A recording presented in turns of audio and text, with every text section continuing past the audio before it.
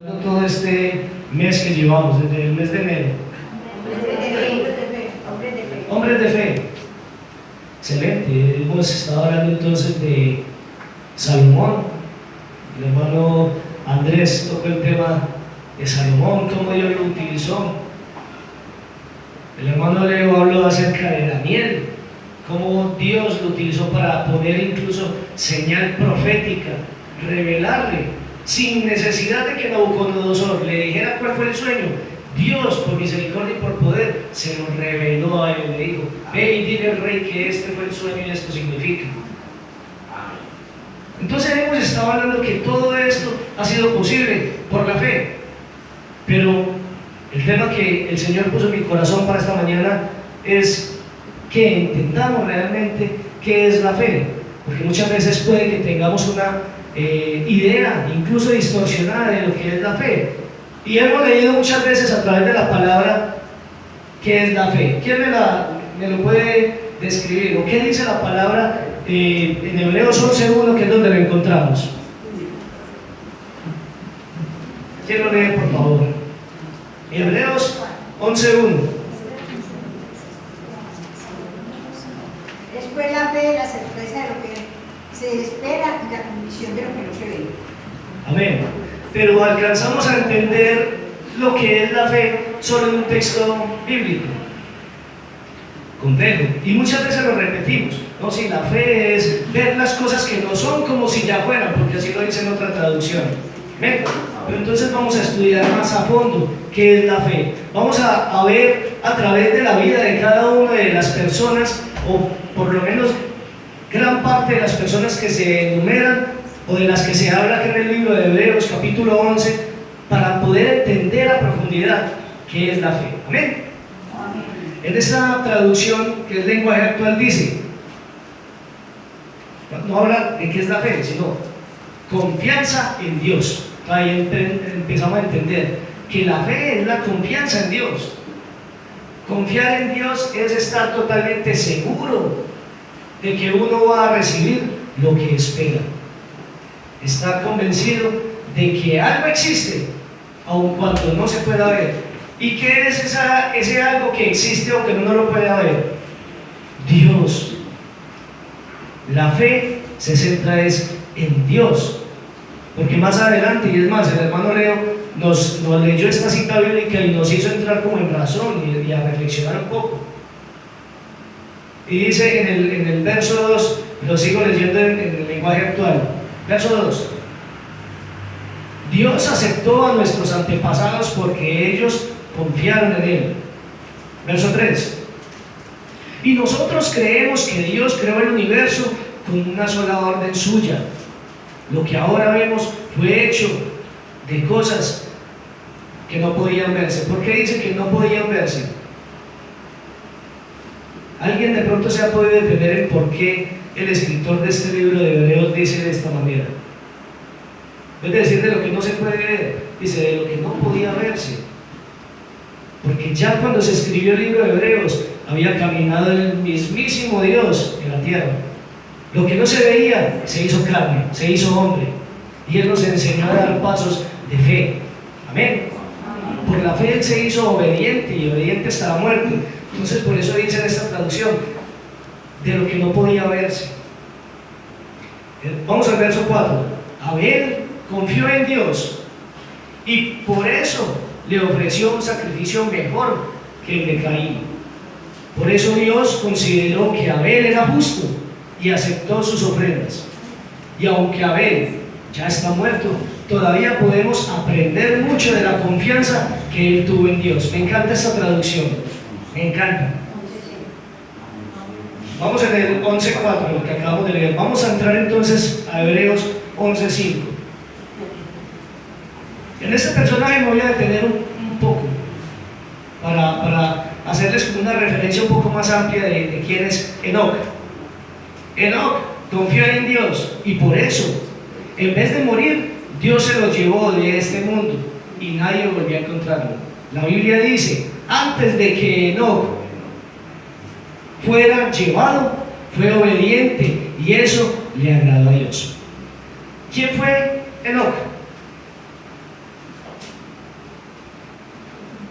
Enoc fue descendiente de Adán. O sea, después de que Caín mató a Abel, Dios le dio otro hijo a Adán y a Eva. Ese hijo fue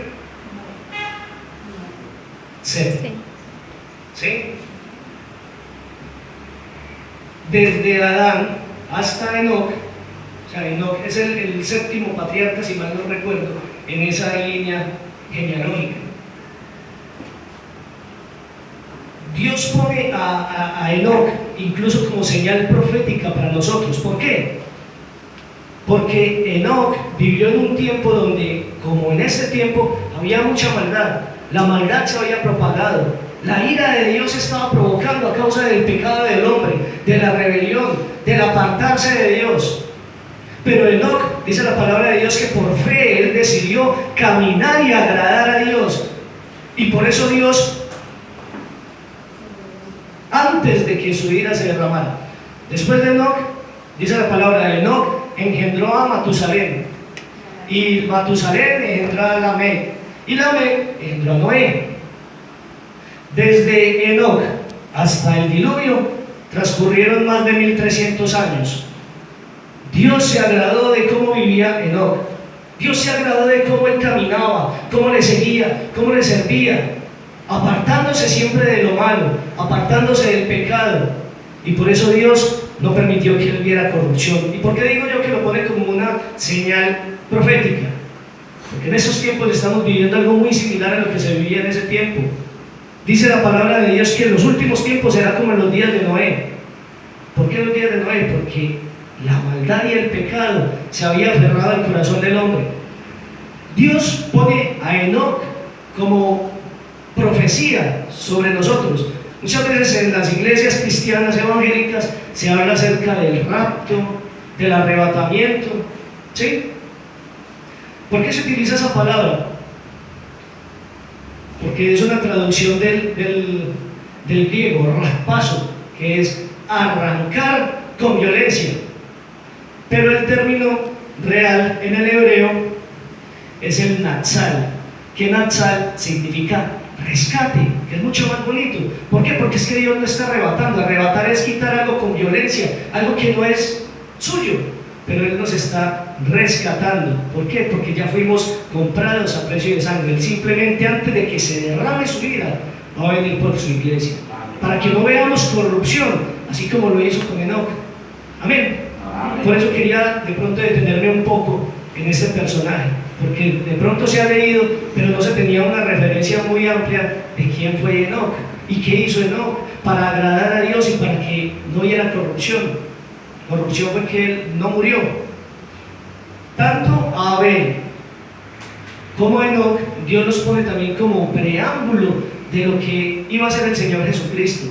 ¿Por qué? Porque el Señor Jesucristo fue manso, obediente como Abel hasta la muerte, pero tampoco vio corrupción como Enoc, porque Dios lo llevó al tercer día. Antes de que su cuerpo empezara a deteriorarse, Dios, con su poder y su misericordia, lo llevó a los cielos y ahora reina por los siglos. Amén. ¿Cuánto le dan un aplauso a ese Señor? Dios, santo y serio. Y ahora vamos a seguir, entonces ya leímos un poco de Enoc. Y seguimos en la palabra y nos habla de Noé. Noé por fe permaneció en un lugar. Noé por fe siguió la instrucción de Dios y se dedicó a construir el arca, aun cuando muchos se burlaban, como pasa en este tiempo. Enoc estaba hablando, se acerca el juicio, viene castigo de parte de Dios por cuanto la maldad del hombre se ha propagado, viene juicio, viene el diluvio. Y en ese tiempo le decían, ¿cuál diluvio? Eso es lluvia. ¿Cuál lluvia? Ellos no conocían la lluvia porque toda el agua estaba condensada en una gran bóveda celeste. Ellos no sabían que era lluvia. Hasta el día en que Noé subió con su familia al arca y ese día se derramó la ira de Dios. Y ahí ellos supieron que era un diluvio, pero también supieron cuál era la ira de Dios. Y en ese tiempo Dios nos pone también, nos levanta como a ese Noé, para que digamos, viene juicio de parte de Dios, viene el Señor. Y muchos dirán, ¿qué es eso? Yo no creo. pero lo veremos como lo hizo Noé. Amén. Amén. Por eso Dios pone a estos hombres como referentes de fe. Y ahí nos vamos dando cuenta entonces que es fe. Por fe uno murió, por fe otro no conoció la corrupción, no murió. Por fe uno permaneció trabajando, hablando, construyendo el arca. Pero también dice la palabra que por fe otro tuvo que salir de su parentela y caminar a una tierra que él no conocía. Y ese es Abraham o Abraham. Él por fe escuchó la palabra del Señor, su voz, y fue obediente, aunque no sabía ni siquiera para dónde iba. Pero él fue obediente por fe. Entonces ya empezamos a hacernos como una idea mucho más amplia de lo que es la fe. Por fe uno murió, por fe otro no murió, por fe uno permaneció, por fe otro tuvo que salir. Ya nos vamos dando cuenta entonces, ¿qué es la fe? No es la certeza, porque es que es enredado entenderlo. El escritor de Hebreos simplemente nos da una referencia para que podamos entender lo que él iba a escribir a continuación. Amén. Voy a seguir leyendo acá en mi Biblia, en la Reina Valera, porque tengo los textos, pues, digamos, en resaltado, ¿cierto? Entonces, por acá encontramos que habla de, bueno, encontramos también que nos habla de Abraham, ya lo mencioné, nos habla de Isaac y nos habla de Jacob, también nos habla de José. Vamos a hacer un paréntesis con estos personajes que acabo de nombrar. Ellos por fe fueron grandemente prosperados. Abraham fue enriquecido, Isaac recibió la bendición del Padre. Lo mismo pasó con Jacob, que por fe él fue el que obtuvo la primogenitura que le pertenecía a Esaú. Amén. Por fe, José caminó en medio de Egipto, en medio de su pecado, pero tampoco se corrompió con las cosas de Egipto. Él vivió en Egipto, pero Egipto no vivió en él. Era Dios el que vivía en él. Amén. Entonces, por eso encontramos de que estos personajes fueron prosperados, porque después de Faraón, el más importante era José, el administrador de todo lo que tenía el Faraón. Todos estos hombres por la fe fueron enriquecidos, fueron poderosos, fueron muy prosperados. Pero acá también encontramos que por la fe, Moisés, siendo rico, viviendo con todas las comodidades que pudo haber tenido el hijo del faraón, por fe decidió ser pobre. Entonces volvemos y nos preguntamos, entonces, ¿qué viene siendo la fe? Si unos fueron enriquecidos y el otro se hizo pobre y sufrió persecución, se nos hace un nudo y decimos, pero entonces, ¿qué es la fe? ¿Cierto?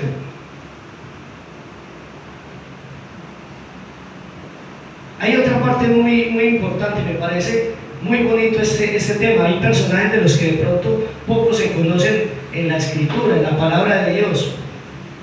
Y uno de esos personajes lo encontramos, los que están siguiendo de pronto la lectura, en Hebreos 11, capítulo 30. Antes de eso, antes de llegar a este verso, nos habla de todo lo que Dios hizo a través de la vida de Moisés por la fe que él tuvo. Primero lo salvó de la muerte porque la orden del faraón era matar a todos los niños, pero por la fe que tuvieron sus padres, lo echaron al río y por esa misma fe fue rescatado y fue criado como un hijo más del faraón. Por la fe, Dios hizo prodigios, señales, que el faraón vio cuando tenía su corazón endurecido, pero por la fe también el mar fue abierto en dos, y por la fe de este hombre él caminó bajo la nube, bajo la dirección de Dios. Pero ahí en el verso 30 encontramos un personaje, se llama Rahab. ¿Han estudiado, han leído algo acerca de Rahab? Amén. Amén. Rahab es un personaje que aparece cuando ya el pueblo de Dios iba a tomar posesión de la tierra prometida. Amén.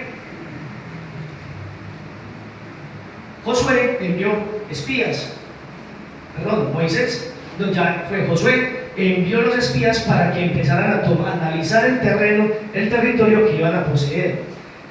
¿Y qué pasó con Rahab? que ella vio a los espías, pero en vez de, como se dice, sapearlos, denunciarlos, ella ¿qué hizo? Los guardó, porque ella sabía el respaldo que había de parte de Dios sobre ellos. Y ella por fe tuvo temor de Dios. Y por fe, sabiendo que Él era un Dios poderoso, dijo en su corazón que ella quería que no fueran muertos, ni ella ni su familia. Listo, por cuanto yo los escondí, tengan misericordia de mí y de mi familia. Pero vemos que ese acto de fe de un Dios que ella ni siquiera conocía, la llevó a ser parte de algo maravilloso en la palabra de Dios. Rahab entra en esa genealogía descrita en la palabra de Dios que trae a nuestro Señor y Salvador Jesucristo.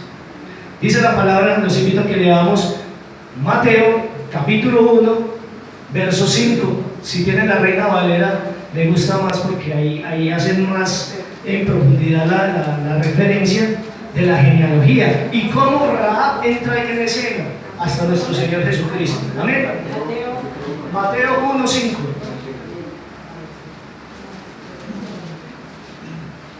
Un hermano que lo lea con voz de trueno. Amén. Mateo 1, 5. ¿Quién lo lee, por favor? Dice, Salomón engendró a Rahab, a vos engendró... Salmón engendró a Rahab, a vos engendró de Ruth a Obed, y Obed a Isaí. E Isaí engendró a David. ¿Cierto? Entonces nos damos cuenta que por la fe que tuvo esta mujer, Dios prolongó su misericordia sobre ella y ahora es contada dentro de esos personajes que tuvieron una fe superlativa, una fe sin límites. Ella, lo que no podía ver, ella lo atesoró para sí, y además de que se salvó su vida y salvó su familia, entró a dar paso a esa línea genética que trajo a nuestro Señor Jesucristo. Amén. Me parece maravilloso todos los personajes que entran en escena acá en la palabra de Dios. Entonces hablamos de Enoc, que poco de pronto se había hablado de él y se había estudiado. En el verso 32 dice, ¿y qué más digo? Ya habiendo nombrado a varios personajes que tuvieron una fe tremenda. ¿Qué dice ahí en el verso 32? De Hebreos 11, sí. ¿Y qué más digo? Porque el tiempo que faltaría contando de Gedeón, de Barak, de Sansón, de Jefté, de David, así como de Samuel y de los profetas. Amén. Dice el escritor de Hebreos que tiempo le faltaría para nombrar a todas estas personas que tuvieron esa fe inquebrantable. Y nombra a cada uno, entre ellos a Gedeón. Gedeón es recordado porque Dios le dio la orden de que tomara solo 300 hombres. Y solo con 300 hombres Dios le dio la victoria sobre ejércitos grandes, numerosos, poderosos, por la fe. Y también nombra a Barak. Barak es un hombre que entra también en escena en el libro de Jueces. Lo vemos en el libro de Jueces, fue el quinto juez. Y Dios también lo levantó en un tiempo en que había pecado, que el pueblo se había apartado de él, de Dios, que el pueblo estaba pecando, estaba haciendo lo malo, y Dios lo levantó como juez para que librara a su pueblo de la espada de los enemigos. Por eso es contado acá. Pero me quiero detener también un poco en este personaje, Jefté. ¿Han leído acerca de este personaje? ¿Conocen alguna reseña? Maravillosa la historia de él. La encontramos en el libro de Jueces, en el capítulo 11, verso 1 en adelante. No la vamos a leer en este momento, pero se la dejo como reseña para que cuando tengan el tiempo la estudien. ¿Quién fue este hombre? Jefté fue hijo de Galaad. Y Galaad lo engendró en una mujer prostituta, en una ramera. Así vino este hombre al mundo. Rahab también fue prostituta, efectivamente. Y vean que por misericordia, o sea, por fe, ella alcanzó misericordia. Por la fe, ella fue sacada del fango y fue refinada como el oro. No, Nachi, ¿sabes qué? Mencionó más fácil en la Biblia. A Rahab, que era prostituta, que al sobrino de Abraham y a la mujer de Lot, ni siquiera el nombre. Menciona más a una prostituta que a la mujer de Lot y a Lot. Efectivamente, ¿por qué la mencionan? Con nombre, con hechos, con pasado y con presente y con futuro. Porque agrada a Dios, por fe. Amén. Entonces, vemos que este hombre Jefté fue hijo de una prostituta y que los hermanos que tuvo Galaad con otra mujer lo despreciaron. Le dijeron: mi hermano, como usted es hijo de una prostituta y nosotros sí somos, usted es un, ¿cómo es que le dicen a los? Bastardo. Un bastardo, entonces usted no tiene heredad en la casa de mi papá. Se me va. Y dice la palabra de Dios que este hombre tuvo que irse. Este hombre se fue, caminó. Este hombre, ya, primero que todo, fue despreciado. Desde el mismo momento, imagino que de ser engendrado, imagínense la conmoción que pudo haber generado desde que fue engendrado una prostituta. Y dice la palabra que él se juntó con hombres holgazanes, en alguna traducción, y se fue a hacer cosas malas. O sea, él se juntó con un montón de vagos y se pusieron a robar. Se pusieron a robar, a delinquir. El hombre, dice la palabra también, empezando ese capítulo 11 de Jueces, que él era un hombre esforzado y valiente. O sea, el man era berriondo para pelear. Cuando entonces el pueblo de Galaad fue invadido por los amorreos,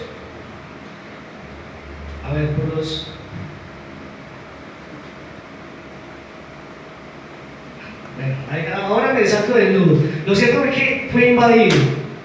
Y ahí sí los hermanos y toda la parentela fue y le dijo: hermano, venga, necesitamos que nos ayude. Y él les dice: pero venga, después de que me despreciaron, de que me sacaron de la casa de mi papá, ¿por qué me piden ayuda ahora? Hermano, necesitamos que usted sea el que esté al frente del ejército que nos va a salvar. Él dijo: listo, me pongo a Dios como testigo de que si yo los apoyo, entonces yo voy a ser quien juzgue al pueblo. Si Dios me da el respaldo. Efectivamente, Jefté caminó en fe. Después de haber sido un ladrón, pasó a ser un juez. ¿Cómo Dios levanta a una persona de lo más vil y menospreciado para avergonzar a los sabios, como dice su palabra? No importa cómo fue su inicio, lo que importa es qué va a hacer Dios en la vida de cada uno de nosotros. No importa cómo empezamos, no importa ni siquiera cómo fuimos engendrados. Lo que importa es lo que Dios va a hacer por misericordia con nosotros y en nosotros. ¿Cuánto le dan un aplauso al Señor? Gloria a Dios. Santo es su nombre. Acá más adelante entonces empezamos ya a la parte que realmente me gusta más. Ya hablamos de hombres valerosos, hombres que Dios les dio victoria. Pues dentro de todo lo que pudo haber pasado, Moisés vio el respaldo y la gloria de Dios, porque dice la palabra que cuando él bajaba del monte Sinaí, su rostro resplandecía por estar en la presencia de Dios. Entonces fue glorioso lo que él vivió por su fe. Pero en el verso 33 entonces, ¿qué leemos? Ellos confiaron en Dios y por eso conquistaron países. Y como actuaron con justicia, dice la palabra que la fe es contada como justicia. Recibieron lo que Dios les había prometido. Dice: cerraron la boca de los leones. Voy a detenerme un poco allí. Hay otra palabra en el libro de Hebreos que me gusta muchísimo, porque dice que por la fe que tuvieron los patriarcas, ellos incluso descansaron en la presencia de Dios sin poder ver cumplidas algunas de las promesas que hizo. Pero ellos caminaron en esa fe. ¿Por qué? Porque no tenían puesto los ojos en lo que ellos podían ver físicamente, sino en lo que Dios había prometido. Ellos descansaron en la presencia de Dios, incluso sin haberse cumplido promesas que posteriormente dieron cumplimiento. ¿Por qué?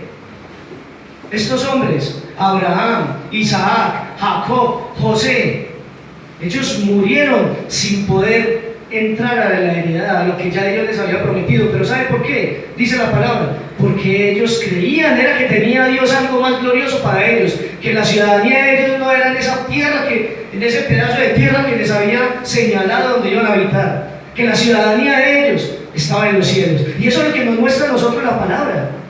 Amén. En el texto que estuvimos estudiando en estos días, de Lázaro y el rico, dice que Lázaro estaba en el Seol abajo, en el lugar de tormento, pero que Lázaro, el pobre, estaba ¿en dónde? En el seno de Abraham, que era Abraham el que lo había recibido. Entonces nos damos cuenta de que la ciudadanía efectivamente de Abraham sí está en los cielos, de que ellos murieron sin tener una ciudadanía terrenal porque vivieron errantes, pero la ciudadanía de él ya la tiene. Él recibió visa, pasaporte, tiquete, estadía y todo pago, por fe. Pero también nos damos cuenta de que esa misma fe trae presente a Moisés. En el momento de la transfiguración del Señor Jesucristo, que los discípulos, ¿con quién lo encontraron? Lo encontraron reunido con Moisés y con Elías. O sea que nos damos cuenta que esos personajes también, que caminaron con tanta fe, tienen una ciudadanía en el reino de los cielos. Y esa es la ciudadanía a la que nosotros realmente tenemos que aspirar. Y olvidándonos incluso de lo que lleguemos a tener o no acá en la tierra, porque dice la palabra que todo lo que nosotros conocemos está reservado para el fuego, y que debemos hacer tesoros donde el orín y la polilla no corrompen. ¿Y dónde es eso? En el cielo. Amén. Gloria al Señor. Entonces les estaba anunciando, acá sí viene la parte que me gusta. Acá es donde vamos a entender entonces qué es la fe. Dice en el verso 33 que ellos cerraron bocas de leones, en la parte final del verso 33, apagaron grandes incendios, escaparon de que los mataran con espada, recibieron fuerzas cuando más débiles estaban, y en la guerra fueron tan poderosos que vencieron a los ejércitos enemigos. ¡Qué bonito! ¿Cierto? Y eso lo llena a uno así de infla el pecho. ¡Ay, yo tengo fe! ¡Qué bonito! Imagínense, Dios nos da la victoria, ¡qué chévere! Y dice, algunas mujeres confiaron en Dios y por eso Dios hizo que sus familiares muertos volvieran a vivir. ¿A quién se refieren ahí? Eso, a Marta y a María, que ellas tuvieron fe en el Señor y ellas alcanzaron a ver de que su hermano se levantaba de los muertos después de 4 días, porque ellas tuvieron fe. Algunos confiaron tanto en Dios, que esta es la parte que me gusta, pongámosle cuidado. Algunos confiaron tanto en Dios que no quisieron que los dejaran en libertad, al contrario, dejaron que los mataran, porque sabían que volverían a vivir y así estarían mucho mejor. Mucha gente se burló de ellos, los maltrató y hasta los metió en la cárcel. A otros los mataron a pedradas, los partieron en 2 con una sierra o los mataron con espada. Algunos anduvieron de un lugar para otro con ropa hecha de piel de ovejas o de cabras. Eran pobres, estaban tristes y habían sido maltratados. Entonces, donde uno dice, entonces, ¿qué es la fe?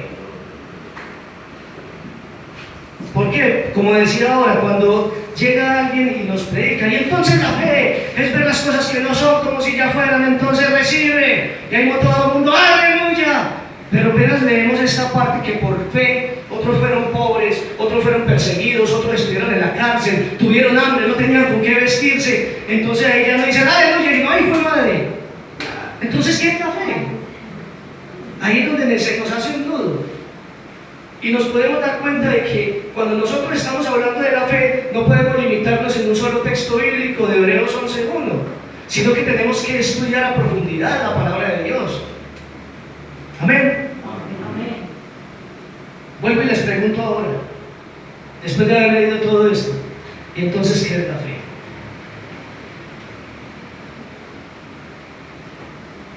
Dice la palabra de Dios en el 38, la gente de este mundo no merecían personas tan buenas, que anduvieron sin rumbo fijo, por el desierto, por las montañas, por las cuevas y las cavernas de la tierra. Dios estaba contento con todas estas personas, pues confiaron en Él, pero ninguna de ellas recibió lo que Dios había prometido. Y es que Dios tenía un plan mucho mejor para que nosotros también recibiéramos lo prometido. Dios solo hará perfectas a esas personas cuando nos haya hecho perfectos a nosotros. Lo que pasa es que hay un secreto que está detrás de toda esta historia, detrás de todos estos nombres.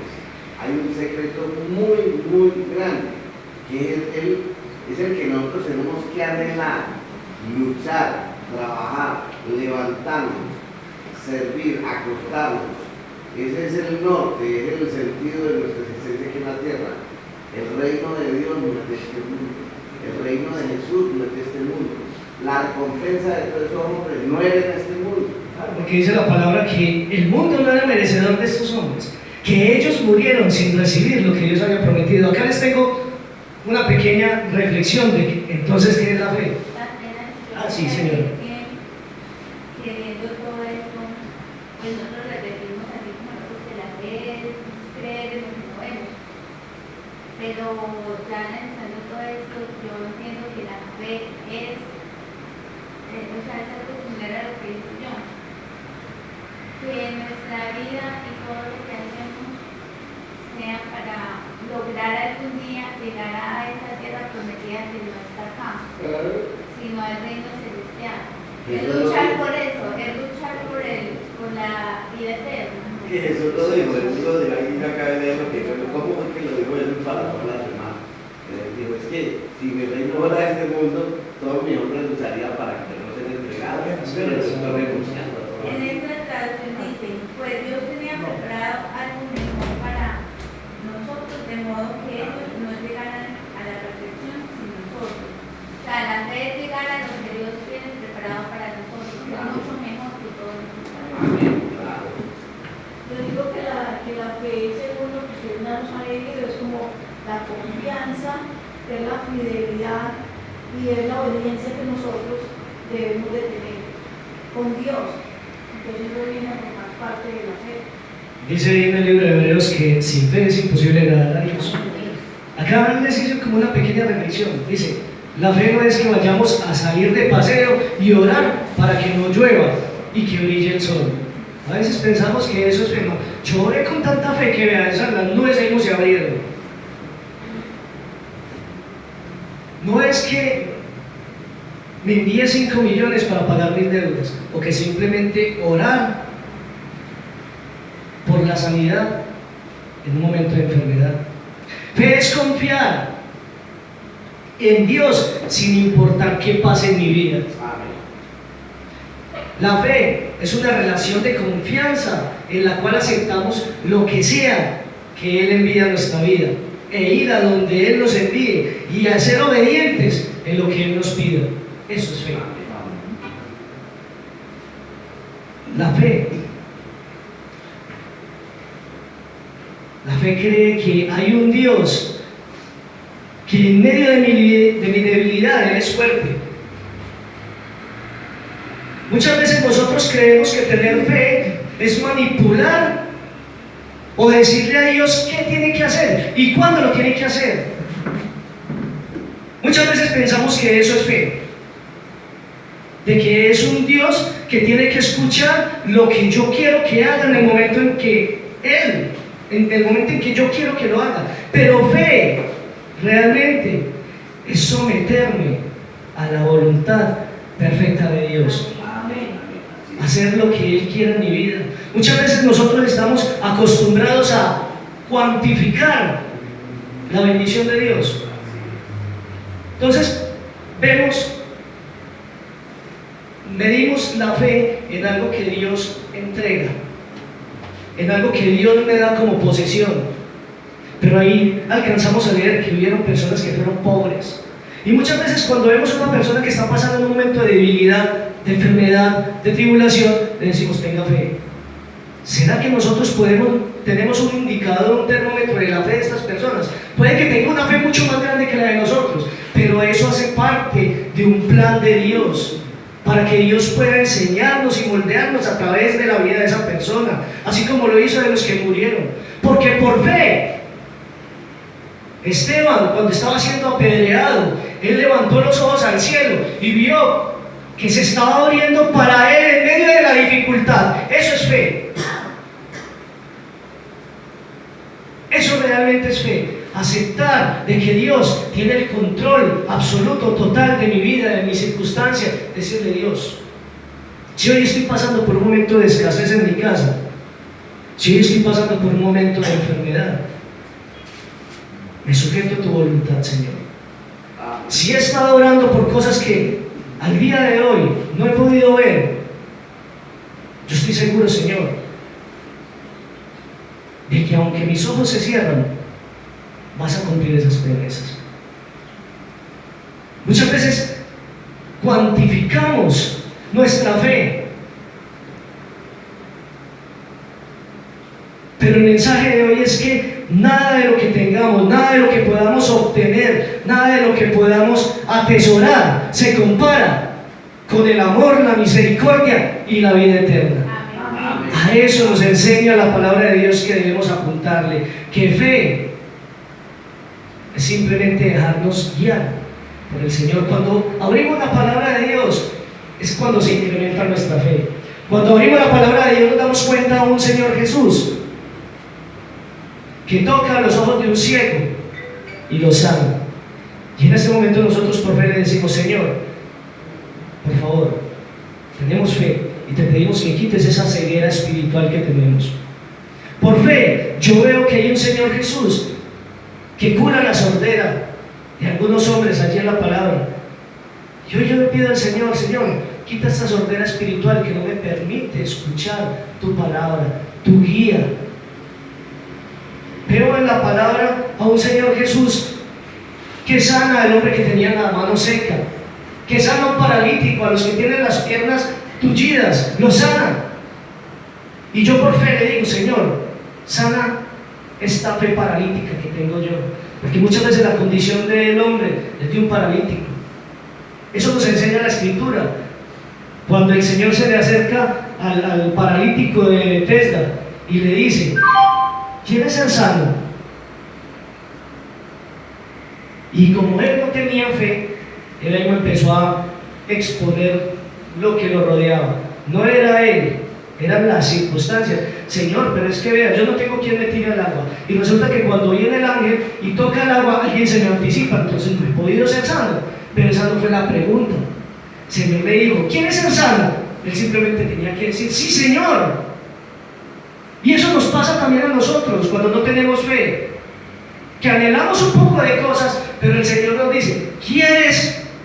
Y nosotros: no, Señor, pero es que mire, que aquí, que allá, que no, ¿quieres? Tenemos que acercarnos al Señor Jesucristo, así como lo hizo el leproso. ¿Cómo lo hizo el leproso? Le dijo: Señor, si tú quieres, puedes curarme, puedes limpiarme. Él le dijo: si tú quieres. Se estaba sometiendo a la voluntad de Dios, porque como le dijo sí quiero, le pudo haber dicho no quiero o no es tu tiempo. Eso es fe. A eso nos invita la Escritura, acercarnos al Señor Jesucristo, sometiéndonos a su voluntad, de que no es lo que nosotros pretendamos, no es lo que nosotros querramos, no es lo que nosotros anhelemos, sino lo que Él quiera hacer con nosotros. Somos barro en las manos del alfarero. Eso es fe. Ahí ya entendemos un poco entonces qué es la fe. Amén. Y así, más fácil nosotros aceptamos la voluntad de Dios, porque muchas veces cuando escuchamos cosas distorsionadas de qué es la fe, nosotros nos llenamos de frustración, nos llenamos de desánimo y pensamos: pero si he pedido tanto, ¿por qué no recibo? ¿Será que Dios no me escucha? Pero Dios dice: yo tengo un plan mucho más maravilloso contigo. Espera. Tener fe es esperar en el tiempo de Dios. Amén. Vamos a darle un aplauso al Señor.